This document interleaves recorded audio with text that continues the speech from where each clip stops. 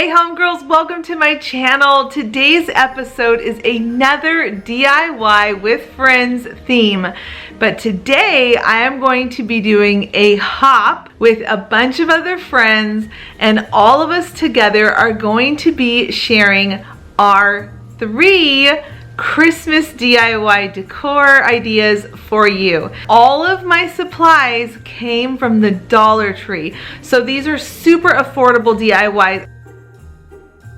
For our first DIY, you're going to pick up some mini canvases from the Dollar Tree. They have a whole bunch of different sizes, and this one is going to work perfect for our project.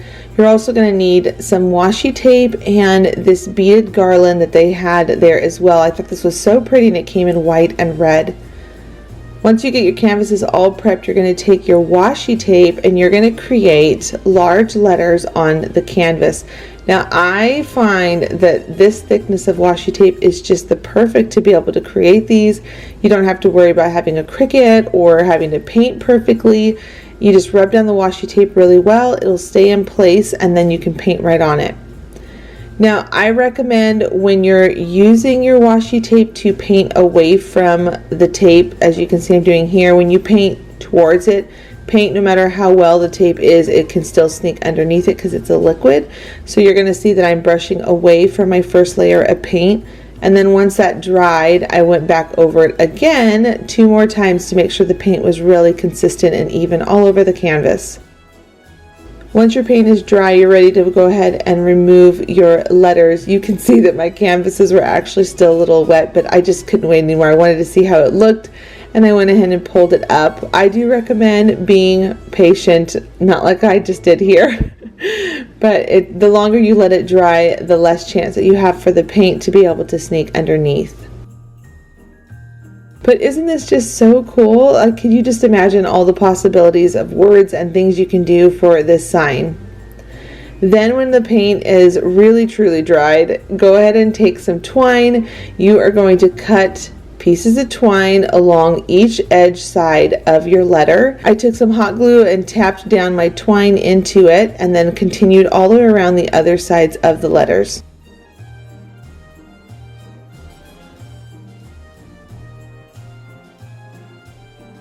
Then once you're all done going around your letters, you're going to take your canvases, flip them over, and make sure they're all facing the right direction, because you're going to be gluing them all into place to create the sign. So what I like to do, I took my washi tape, it's the perfect thickness, and I put it between the 2 canvases, and then using 2 pieces of twine, I went ahead and put them in place, locking them so that they will be able to hang from the wall when I put my sign up. Hot glue is a little bit tricky in this area because you can burn your fingers, so I liked using a popsicle stick to be able to make sure that I didn't have any issues burning my finger. And then I'm going to just continue that all the way down my sign in between each locked in joint, so that way it's all perfectly spaced and hanging from the wall and doesn't have any weird hanging issues. You don't have to use a staple gun, but I did use a staple gun just because I felt like it would hold it in place a little bit better. Just over time, you know, things can slip and fall when it comes to hot glue, but you don't have to, because this next step, when you take a piece of felt and cut it and put it on the back, it's going to really lock everything in place. Plus, it has a really nice finished look. And then at the very top of the canvas, this is the top of the N, I went ahead and put a longer piece for a hang-up spot on the sign. Then when you flip it over, you're going to see that you're ready to put on your O. I took my beaded garland from the Dollar Tree and created a bigger O so that I can put it in there, and it just looks so pretty all together. And then to make it even prettier, I took some more twine and tied a bow and put that right at the bottom of it.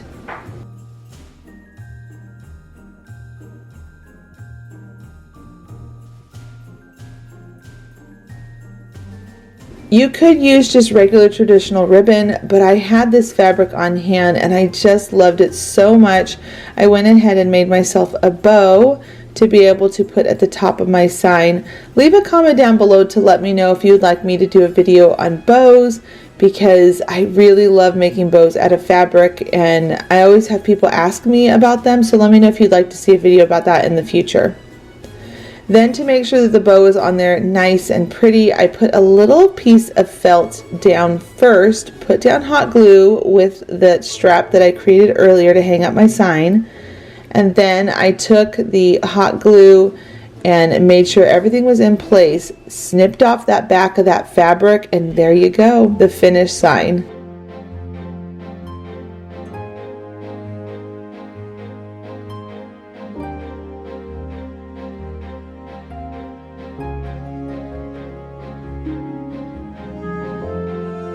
Don't forget to give this video a thumbs up if you're enjoying it so far. It really helps out my channel and I would just greatly appreciate it.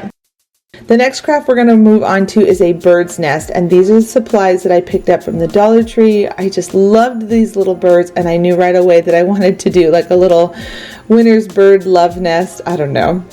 So I picked up this styrofoam shape. It's such an odd shape, but I started thinking about how it would be the greatest base for a bird's nest.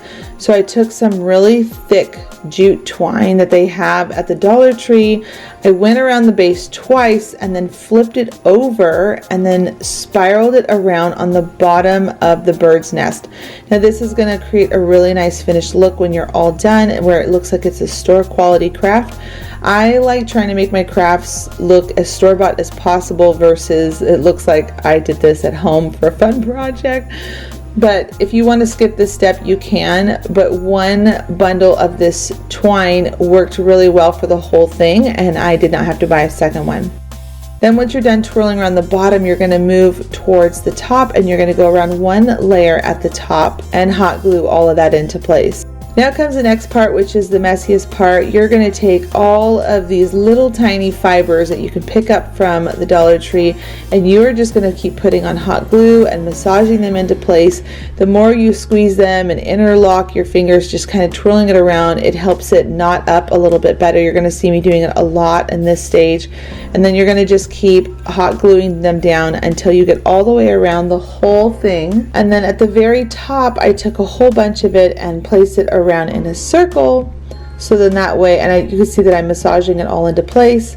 So then that way when I hot glue it on, it's already in its form and I don't have to worry about trying to lock it into each other. That makes it so that it doesn't come apart, and it just looks better quality like this. And then once you've got a whole bunch of hot glue on there, go ahead and put it on and then massage it into the other pieces that are already there, helping lock it all into place. Now you can see that there's still that part in the middle, so I just put a little bit more hot glue in there, and I took the last of the loose fibers that I had there and I just stuck them down inside. Then go ahead and take your bird. I put my first one down just because I wanted it to be able to be the guide for everything that I stuck in the nest.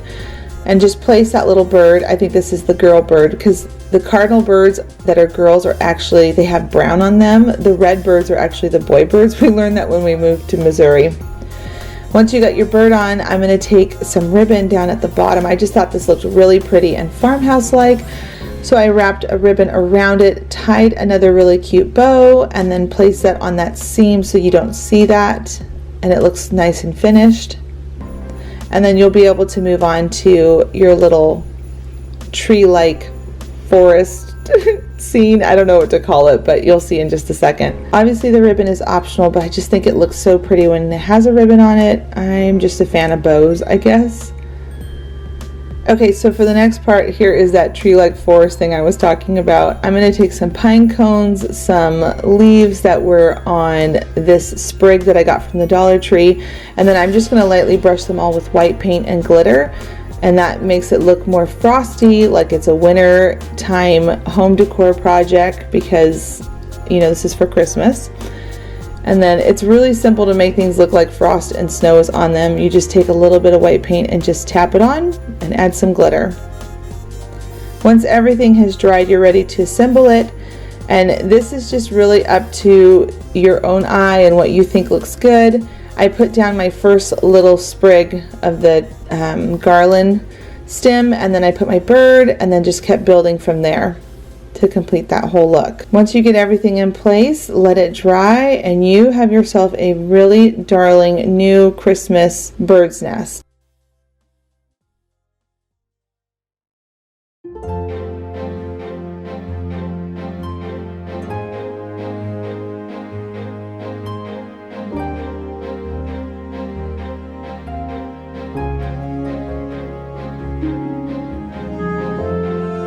What do you think so far, friends? Did you love the bird's nest as much as I did? I had so much fun making it.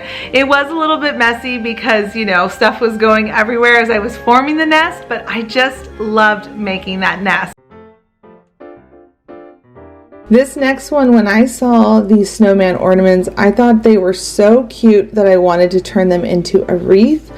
And so I picked up several of them, and then as well as this red glitter ribbon that they had at the Dollar Tree, I realized that they were the perfect width to sneak underneath the berries on the snowman's hat and to be able to help you bring it around the backside and tie it on to the wreath form.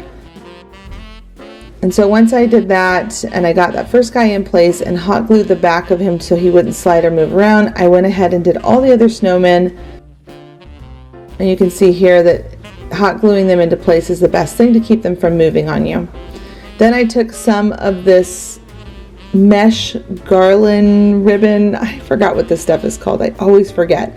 But I took it, brought in the middle pieces, and then doubled that up. So I did that 2 times to create a really poofy looking type bow. And then the Dollar Tree has these really cool garland twist ties.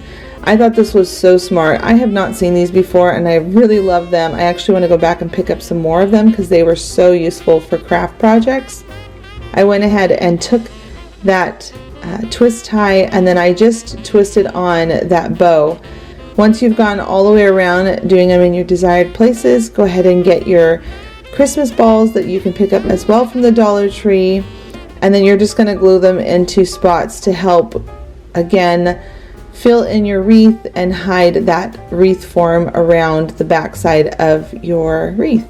And you can add as many or as little as you'd like, but I knew I wanted to add some pine cones, so I didn't do that many because I thought the pine cones would make it look really cute as well. Then to fill in the wreath a little bit more, I took some more of that garland twist and I just went around some more of the spots where I noticed that it needed more fluffing and more filling, and it just made it look really great once you go all the way around with it. Okay, so these pine cones, they don't sell at the Dollar Tree, but you can find them at your local park when you go for walks, especially around this time of year because they start to fall. If your pine cones are closed, there are all kinds of tips online where you can put them in your oven to help them open up and to kill off any germs or bacteria. We have had these forever, so I've been saving them in bags and they were already open. So I hot glued mine on into place. And then this is the fun part, I think, of this whole project. I took some white paint and went over the pine cones and the Christmas, the tree twist wraps that they sell at the Dollar Tree, and I just lightly tapped everything to make it look like snow had settled on this wreath. And then you can sprinkle some glitter as you go if you want glitter, and if not, the white paint looks just pretty too. And then you're going to take the white paint as well, and I went over the snowman's brim of his hat and the top of the hat just to make it look all cohesive and looking like it was out in the snow.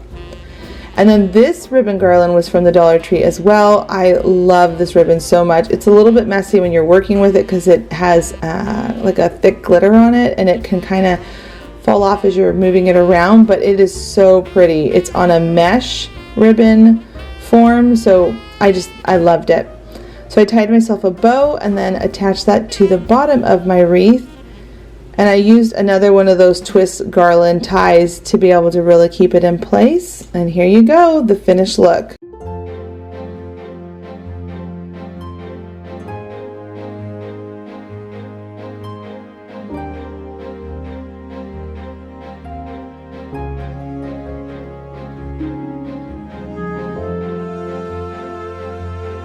Leave a comment down below to let me know what you think of all of these different DIYs, which one was your favorite, and which one you think you would actually try. Thanks so much for hopping by my channel. The next person you are going to move on to is Cory from Desert DIY.